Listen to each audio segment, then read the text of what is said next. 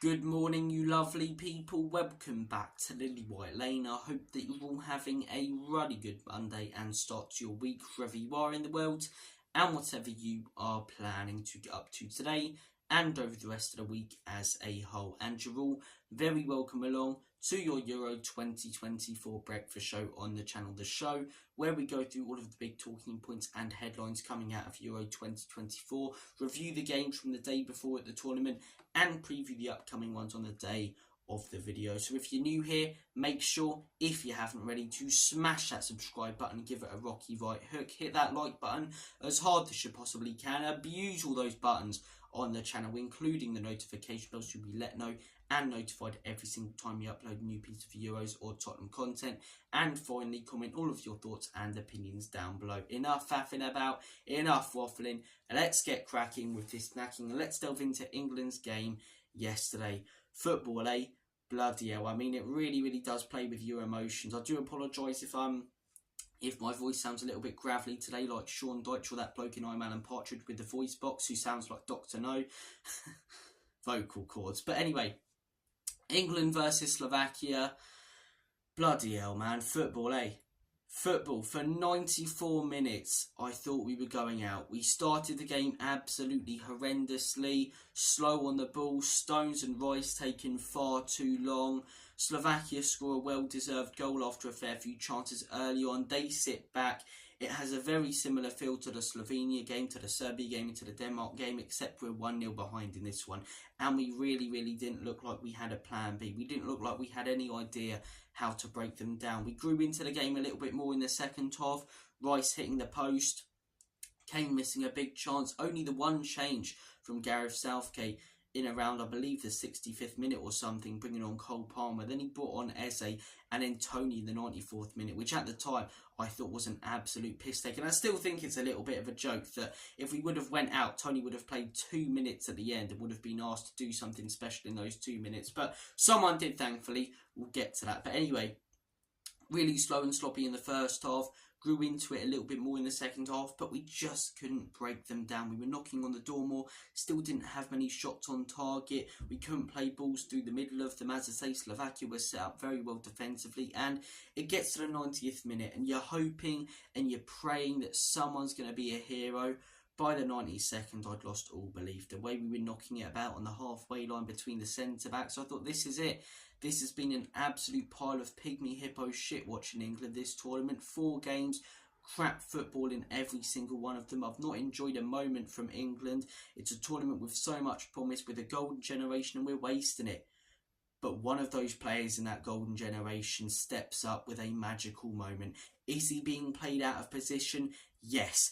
Is he being played in a crap defensive rubbish system? Yes. But is he still Jude Bellingham, the Champions League winner with Real Madrid? Yes. Bellingham, belly goal with a bicycle kick to keep England in the tournament.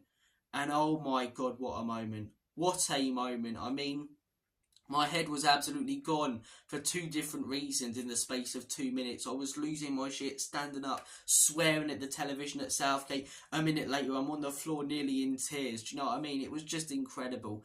Absolutely incredible moment from Jude Bellingham. And any other nation who wants to mock us, as I say it's only Slovakia, you can piss off. Right, you can. Well, we shit yesterday, yes. But if that's a France, if that's a Belgium, if that's a Spain, everyone goes on about them having an elite mentality.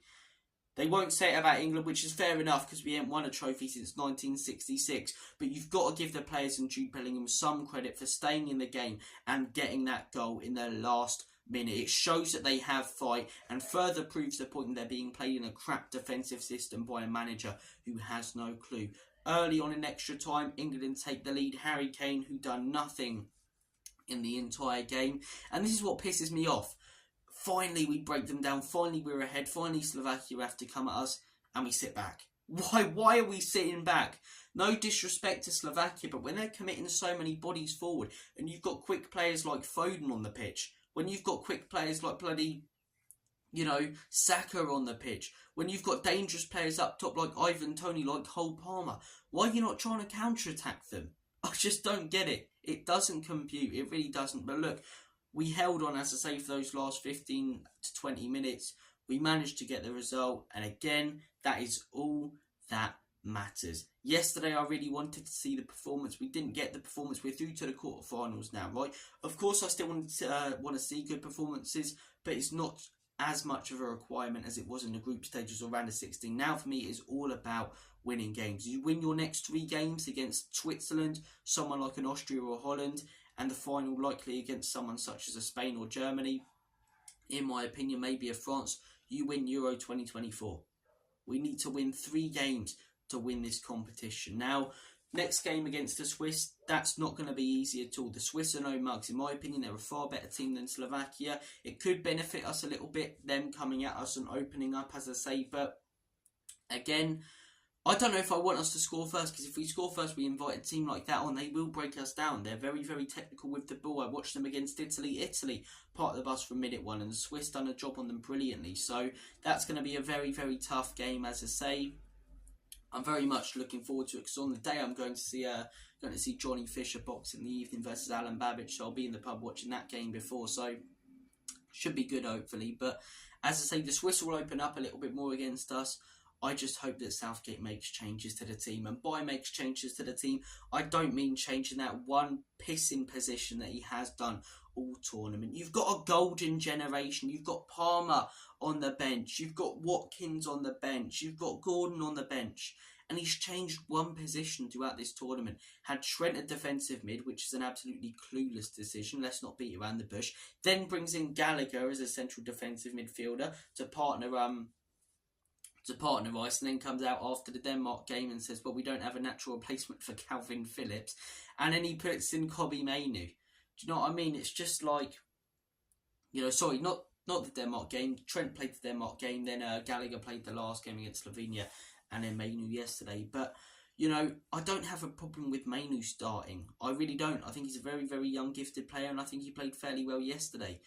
But why are we not changing Bukayo Saka for Cole Palmer? Saka's not been that bad this tournament, but Palmer is exactly what you need against a low block. Maybe in the next game Saka will work if we're counter-attacking Switzerland and they come at us more.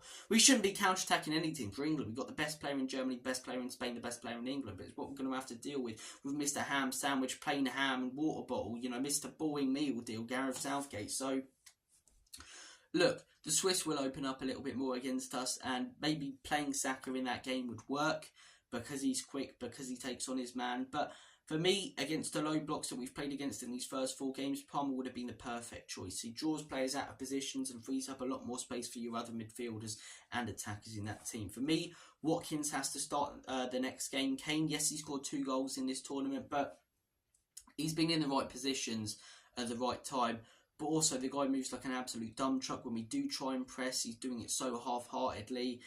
He's non-existent in a lot of these games. For me, Watkins will be on the back of the defender's shoulder constantly, forcing the opposition to, think quickly. And that'll force mistakes with the quick players and the pressing players that we have in the wing positions as well. So for me, I'd like to see Watkins. I'd like to see Palmer. I'd like to see Gordon. That left side has looked a little bit of a weakness with Trippier out of position and Foden out of position, constantly cutting inside. For me, I like Foden, but you either play him centrally or you don't. And for me, I would move him centrally, and I would put Gordon on the left, and I would have Declan Rice as your CDM and Bellingham as your box-to-box. But what do I think will happen? I think he'll go with the exact same defence. I think he'll probably stick with Mainoo and Rice.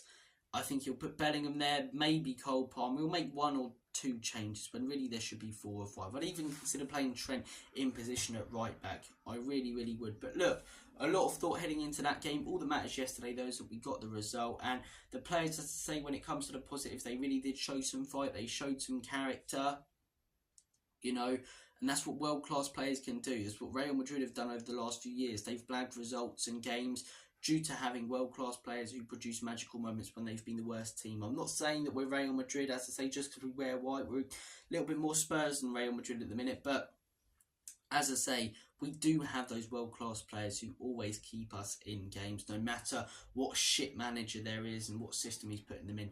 Every single criticism I had of Gareth Southgate before this game is still valid. Has he qualified us for 4 quarterfinals in a row? Yes. But look at the runs that we've had in all of these tournaments. I really don't think this manager knows how lucky he is when you look at the group stages and the runs we've had in these tournaments and the sides of the draws that we've been on. if we were in Germany's position, France's position, all of these teams and the runs that they've had to have over the last few years, we would have got knocked out in most of the group stages or round of 16. So let's not be sentimental about the fact that we went far in these tournaments and actually look at the teams we played to get as far as we did. But look, every criticism I had of Gareth Southgate is still valid. Do I believe a little bit more that England can win this tournament? Yes. Do I think that we will at the minute? No. I still think I need that one really good performance, but we probably won't get it. But at the same time, England have shown that those world-class players can step up when we need them most, and that can benefit us throughout the tournament, as I say. It really, really can. But look, on to Switzerland on Saturday. Still stand by everything I've been saying about Gareth Southgate. He needs to go. He's a crap manager after this tournament. He can't stick around any longer. He's getting the best, most attacking, exciting players to play in a shit defensive system. He's playing players out of position, but fair play to some of these players who are being played out of position because they're giving it their all and they're still popping up with fantastic moments that are getting us wins in games. But look, moving on to the second game yesterday, Spain versus Albania. We talk about England, as I say, probably not winning the tournament. These are my favourites to win the tournament now, Spain. 9 points in the group stages, dominated every single game, and then yesterday against Georgia. Georgia, they're no mugs. A Georgian billionaire offered them 1 million if they won yesterday. They were determined, they were pressing, they were giving it their all. They got a result against Portugal, beat Portugal 2-0, you know. So the Georgians are no mugs, but the Spanish made them look like some later on in that game. Georgia took the lead, Spain equalised, and from there Spain were just superb. A great Fabian Ruiz header, a couple of really good goals from Nico Williams. I believe it was Fabian Ruiz again, but yeah, the Spanish look really good. They knock it about quickly, they're fast, and I always thought, I didn't always think, I thought coming into this competition that, you know, having sort of a mixture of generations, having young players and very experienced players wouldn't work for them. It's actually been a perfect mix because you've got experience like Rodri and Carvajal, serial winners who have been there and done it at the top level in football. And having them behind players like Nico Williams and Yamal, which gives them the attacking freedom to do what they want, it really has worked for Spain. You've got that perfect mixture of young talent and experienced players who are some of the best in the world, especially in the case of Rodri. So I think the Spanish have everything a team needs to win a tournament right now. You know, showed that they can grind out a result against Albania, showed that they can dominate games against Italy and Georgia, showed that they can be very, very clinical against teams like Croatia. They've got experienced quality players and world-class players such as Rodri in there. You've got Carvajal, who's very experienced. You've got a very solid defence, as I say, Lenormand, who's been fantastic. You've got Pedri, as I say, what a fantastic technical midfield player he is. Yamal and Williams, who are quick, fast and brilliant on the wings, and Morata, who's great for Spain. I think Spain will win this tournament right now. Spain versus Germany in the next round. I cannot wait to see that game. But Spain 4, Georgia 1. The Spanish, they look a serious side. They really do. 2 games coming up today. France versus Belgium. I think Belgium could cause an upset here. I think both teams have been rubbish. But I'm going to say that Belgium win 2-1. I think Belgium have been slightly better than France when I've watched them. So I'm going to go with the Belgium 2-1. Bit of a shock, I know. The French, as I say, probably favourites heading into this game. I'm going to say the Belgians shock them, though. 2-1 Belgium. Now, the game later tonight, Portugal, Slovenia. I see this maybe being similar to Portugal versus Czech Republic earlier in their group. I think it will be 0-0 for a while. I think Slovenia might take the league as Portugal have been a pretty poor side. Then I think Portugal will fight their way back into the game and manage to get the win. But look, 2 games today, 2 games tomorrow. Romania versus Netherlands, and I forget the evening game again. What is the evening game?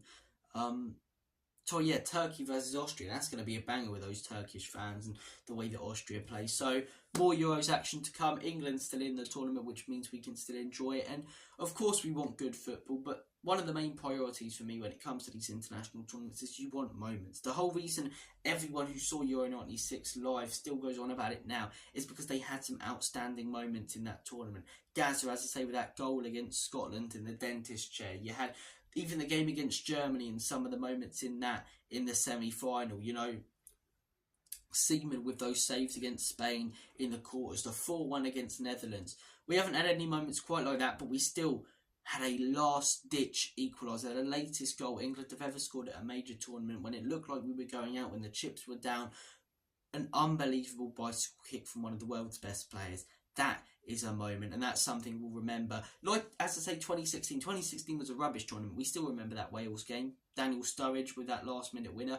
We'll remember yesterday. So look, guys, thank you for this video. I can't speak today. I'm so disorientated and emotionally knackered from yesterday. Gravelly voice box, as I say, like Sean Dyche. But guys, take care of yourselves. Have a smashing day. On the plus side, it looks like Spurs might sign Archie Gray as well. We'll try and get some content up back that. Take care of yourselves. All the best. And as always, Commonly Spurs, in Big Ange we trust. Enoch and leave you out. Come on, England!